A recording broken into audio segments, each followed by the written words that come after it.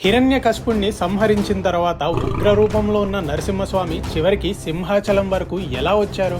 ఆ ప్రయాణంలో ఆయన ఎక్కడెక్కడికి వెళ్లారు? హిరణ్యకశిపుడి రక్తంతో తడిసిన చేతులను స్వామి ఎక్కడ శుద్ధి చేసుకున్నారు? ఆ స్థలం ఈ రోజు ఎక్కడుంది?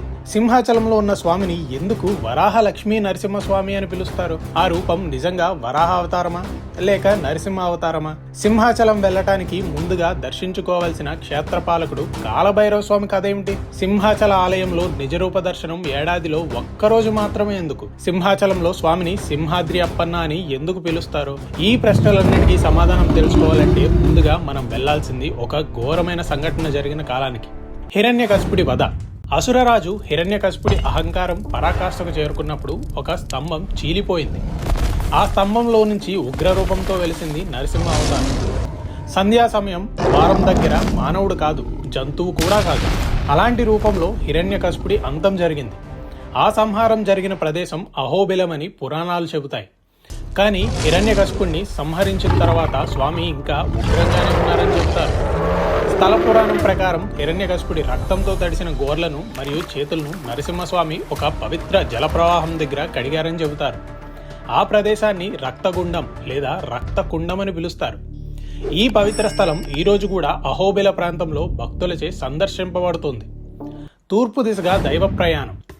అహోబిలంలో జరిగిన ఆ సంఘటన తర్వాత నరసింహస్వామి తూర్పు దిశగా ప్రయాణించారని స్థల పురాణాలు చెబుతాయి. అడవులు, కొండలు, నదులు దాటుతూ ఆ దైవ ప్రయాణం కొనసాగిందని చెబుతారు. కొన్ని స్థానిక కథనాల ప్రకారం ఈ ప్రయాణంలో స్వామి అనేక క్షేత్రాల్లో ఆగారని చెబుతారు. ఆ ప్రదేశాల్లో ఒకటిగా చెప్పబడేది మంగళగిరి పానకాల నరసింహస్వామి దేవాలయం. స్థానిక కథనం ప్రకారం ఉగ్ర నరసింహస్వామిని శాంతింప చేయడానికి భక్తులు పానకం సమర్పించారని చెబుతారు. మరో కథనం ప్రకారం మహాలక్ష్మీదేవి చెంచులక్ష్మి రూపంలో వచ్చి స్వామికి పానకం సమర్పించిందని స్థల పురాణాలు చెబుతాయి. ఆ తర్వాత దేవతలు కూడా అదేవిధంగా పానకం సమర్పించారని కొన్ని కథనాలు వివరిస్తాయి. క్రమంగా ఈ సాంప్రదాయాన్ని భక్తులు కూడా అనుసరించడం ప్రారంభించారని చెబుతారు. అందుకే అక్కడ స్వామి పానకాల నరసింహస్వామిగా ప్రసిద్ధి పొందారు. సింహాచలం చేరిక. లక్ష్మీదేవి వల్ల కూడా శాంతించని ఆ ఉగ్ర నరసింహుడు తన భక్తుడైన ప్రహ్లాదుని వల్ల శాంతించి ఆయన కోరిక మేరకు చివరికి స్వామి సముద్రాన్ని చూసే ఒక పవిత్ర కొండపై స్థిరపడ్డారని చెబుతారు. అదే ఈ రోజు మనం దర్శించే సింహాచల దేవాలయం. సింహం మరియు ఆచలం అంటే సింహం వంటి రూపమున్న కొండ, అందుకే సింహాచలం అనే ఆ పేరు. వరాహ లక్ష్మీ నరసింహస్వామి. సింహాచల ఆలయంలో ఉన్న స్వామి రూపం సాధారణ నరసింహ రూపం కాదు. ఆ రూపంలో 2 అవతార లక్షణాలు కలిసి ఉంటాయి. ఒకటి వరాహ అవతార లక్షణం, మరొకటి నరసింహ అవతార లక్షణం. పురాణ కథనం ప్రకారం హిరణ్యాక్షుణ్ణి వరాహ అవతారంలో సంహరించిన శ్రీ మహావిష్ణువు తరువాత అతని అన్న హిరణ్యకశిపుణ్ణి నరసింహ అవతారంలో సంహరించాడు. ఈ 2 అవతారాల దైవశక్తి కలిసిన రూపమే సింహాచలంలో వెలిసిందని చెబుతారు. అందుకే అక్కడి స్వామిని వరాహ లక్ష్మీ నరసింహస్వామి అని పిలుస్తారు. నిజరూప దర్శనం. సింహాచల ఆలయంలో ఉన్న స్వామి విగ్రహం సంవత్సరం మొత్తం చందనం పూసుంటుంది. ఈ సంప్రదాయం వెనుక ఒక విశ్వాసం ఉంది. నరసింహస్వామి ఉగ్ర అవతారం. ఆ ఉగ్ర తేజస్సును శాంతింప చేయటానికి భృగు మహర్షి ఉపదేశానుసారం ప్రహ్లాదుడు తలపెట్టిన కార్యంగా చెబుతారు.